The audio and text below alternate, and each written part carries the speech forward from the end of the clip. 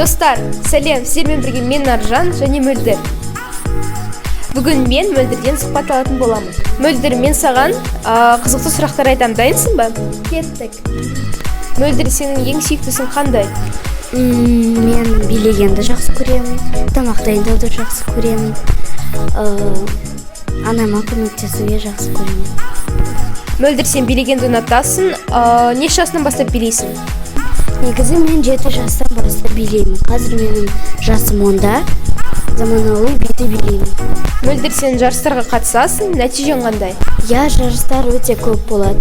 Біріншіден, үшінші, екінші орын аласың. Мөлдір, жетістіктерің бар екен, қай қалаларға бардың, бәлкім басқа елдерге шыққан шығарсың? Я, мен басқа қалаларға бардым. Египет, Астанаға, Алматыға, тағы да басқа елдерге бардым. Египетқа бардың, я? Египеттің қандай мәдениеттері саған ұнады? Бәрінен де қатты Египеттің несі ұнады саған? Әрине, пирамидалар ұнады, және теңізде түстік. Мөлдір, сенің ең басты арманың бар ма? Ол қандай? Әрине, армандар бәрінде бар. Менің арманым өскенде стилист болу. Мөлдір, армандарың орындалсын, сұхбатыңа рахмет. Сіздермен болған мен Аржан және Мөлдір. Сау болыңыздар.